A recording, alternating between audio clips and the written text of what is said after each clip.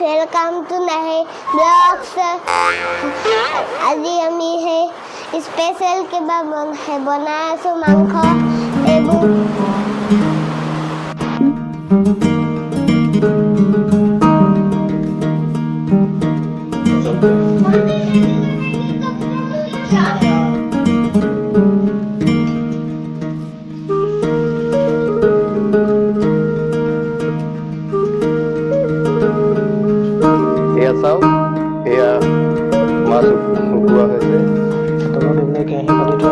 এইখিনি হ'ল বস্তু ইয়াত মছলা আছে বিভিন্ন ধৰণৰ আৰু এটা গাখীৰৰ পেকেট আছে কিয় আছে কম বাৰু তাৰ আগতে মই দেখুৱাই ল'ব খুজিছোঁ আপোনাৰ বিশেষ বস্তু এটা এইটো চিকেন হয় চিকেন মানে কুকুৰাৰ মাংস আজি বনাম তাৰ আগতে প্ৰথমতে ধুই লওঁ ভাত খাই দিলে যে এতিয়া কি হ'ব এতিয়াও ভোক লাগি আছে ভাত খালে এইখিনি অলপ দেৰি কাৰণে মেৰিনেট কৰি ৰাখিবৰ কাৰণে মিহলাই দিছোঁ কিবা কিবি মানে মা মছলা ইত্যাদি আলু ভাজি লৈছোঁ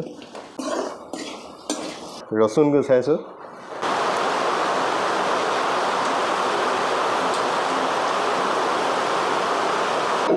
এয়া পিঁয়াজ দিয়া হৈছে বেলেগক দেখুৱাবৰ কাৰণে নহয় নিজে বনাই চাইছোঁ এনেকৈ ধৰণে বনাব পাৰি মুকুন্দই বনাইছিলে এবাৰ মই বনাইছিলোঁ আচলতে মুকুন্দই ইনষ্ট্ৰাকশ্যন দিছিলে নিজাববীয়াকৈ বনাই চোৱা নাই গতিকে বনাব আজি সুবিধা পাইছোঁ আজি বৰষুণ দি আছে অলপ মাংস আনি খাওঁ নিচিনা লাগিলে গতিকে সেই পদ্ধতিটোৱে খাওঁ বুলি ভাবিছোঁ বহুতে দৈ দিয়ে কিন্তু মুকুন্দক প্ৰথমবাৰ গাখীৰ দিয়া দেখিলোঁ কাৰণে গাখীৰে আৰম্ভ কৰিম বুলি ভাবিছোঁ প্ৰথমতে এনেকৈ পিঁয়াজখিনি ভাজি ল'ব মই আলুখিনি ভাজি লৈছোঁ বেলেগে আলুখিনি ভাজি নলয় পিঁয়াজখিনি ভাজি লোৱা পাছত যি কৰিব লাগে সেইখিনি আপোনালোকে অলপ চালে গম পাব হোষ্টেলত আগতে কলেজত থাকোঁতে গাহৰি মাংস হওক বা বেলেগ বিশেষ মাংস হ'লে মানে মই বনাওঁ বাকী বাদ দিয়ক তেওঁলোকে প্ৰথম এপ্ৰিচিয়েট কৰিছে তাৰপিছত বনাই আছোঁ যিহেতু গাহৰি মাংস বহুতে বনাব টান পায় বা আমাৰ ৰান্ধনি বনাব টান পাইছিলে তো পদ্মদা আছিলে তেতিয়া পদ্মদাই বেয়া পাইছিলে কাৰণে মই গাহৰি মাংস বনাইছিলোঁ আমাৰ গাহৰি খোৱা মানুহ আছিলে গতিকে গাহৰি বনাই খাইছিলোঁ আমি প্ৰায় হোষ্টেলত যিসকলে কথাষাৰ শুনি আছে মোৰ আগৰ দিনৰ লগৰ বা অনুজসকল বা জ্যেষ্ঠসকল তেওঁলোকে মনত পেলাব পাৰে যে আমি তেনেধৰণে এটা সোৱৰণ কৰিব পৰা এটা মুহূৰ্ত পাৰ কৰিছোঁ ৰচুন দি দিয়া হ'ল জুই ওপৰলৈকে জ্বলি গৈছিলে সেইকাৰণে অলপমান নমুৱাই দিলোঁ নহ'লে কেৰাহীটো পৰি যাব কেৰাহীটো সৰু যিহেতু তাক মানে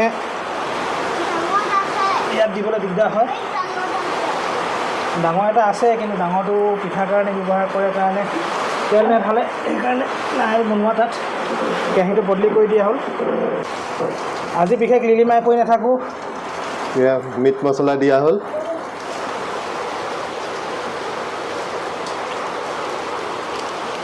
আৰু এইটো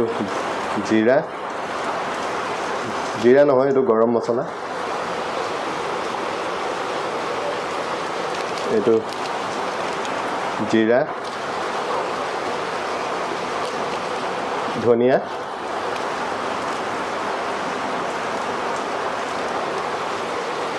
আৰু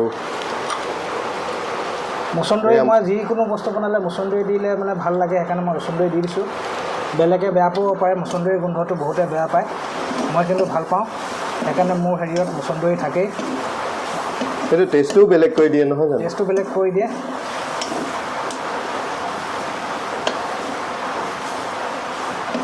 মচন্দৰীৰ লগতে ইয়াত কেইখিলামান আদাৰ পাত আছে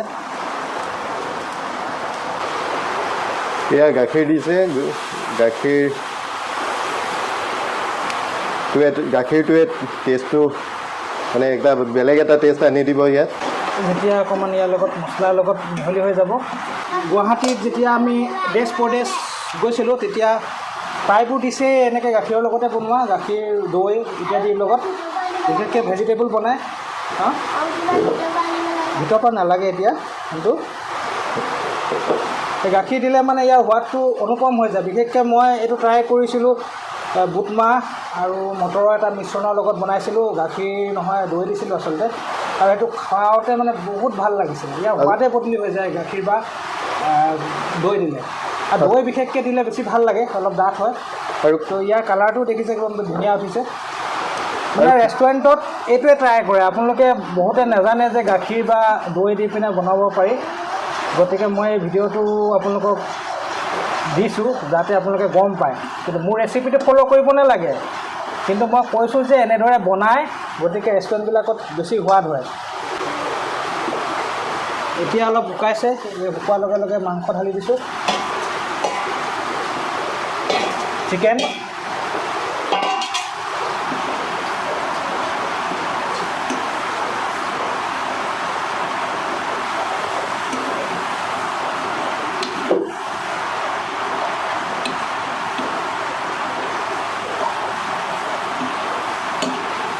বহুতেই খাবলৈ ধুনীয়া হয় এনেদৰে বনালে। ধুনীয়া মানে আপোনালোকে একদম টিকাত 10 গুৰ মাৰিলেও এৰি নিদিব। মই এনেকৈও বনোৱা দেখিছোঁ গৌতম দা, যে প্ৰথমতে মাংসখিনি ভাজি লয়, তাৰপিছত গাখীৰ দিয়ে। সেইটো কৰিব পাৰি, মই কিন্তু সময় কম কাৰণে এই লিলিমাই কৰি থকা নাই, এফালে যাবলৈ আছে, গতিকে এনেদৰে বনাইছোঁ। এইটো সোৱাদটো বেলেগ হ'ব, সিজিব মাংসটো, আৰু গাখীৰ যথেষ্ট পৰিমাণে আছে, গতিকে অলপ বেলেগ ধৰণৰ সোৱাদ এটা হ'ব। দেখিবলৈ যথেষ্ট ধুনীয়া আছে, কেমেৰাত সিমান উঠা নাই চাগে, আৰু এয়া প্ৰায় হৈ গৈছে। এতিয়া গাখীৰখিনি দিলোঁ, গাখীৰখিনি যেতিয়া শুকাই যাব অলপমান, তেতিয়া আমাৰ এই ৰেচিপিটো কমপ্লিট হ'ব। ৰেচিপি বুলি নহয় আৰু এইটো আমি নিজে খাবৰ কাৰণে যিহেতু আনিছোঁ, কিমান পৰিমাণে গাখীৰ দিব লাগিব সেইটো হিচাপ আপোনালোকৰ হিচাপত হ'ব, আৰু বেছি গাখীৰ দিব নালাগে। মই এইটো গ্ৰেভি মানে টাইপৰ অলপ হ'ব বা হেৰি কাৰণে হ'ব বুলি নহয়, মানে আলু আছে যে সেইকাৰণে মানে অকণমান বেছিকৈ দিছোঁ। তেন্তে মাংসটো হিচাপত আপোনালোকে কম গাখীৰ দিলেও হ'লহেঁতেন ইয়াতকৈ। অন্তিম সময়ত এটা বস্তু দিবলৈ থাকি গৈছে, সেইটো দি দিছোঁ।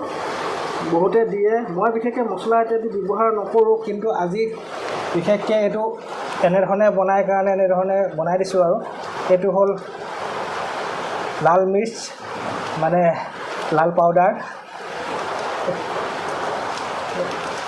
এইটো কাশ্মীৰী মিৰ্চ বুলিও কয়, এইটো কালাৰ উঠিবৰ কাৰণে। এয়া সঁচাই বৰ ধুনীয়া এটা ডিছ হৈছে, ৰংটো বৰ ধুনীয়া উঠিছে, লাহে লাহে গোন্ধটোও আহিছে। হৈছেনে গৌতম দা? অলপ আছে, তথাপিও টেষ্ট কৰিব পৰা। অকণমান টেষ্ট কৰি চাওঁ ন? নিমখটো হৈছে নে অলপ টেষ্ট কৰি দিবা। একদম ধুনীয়া কালাৰ আহিছে।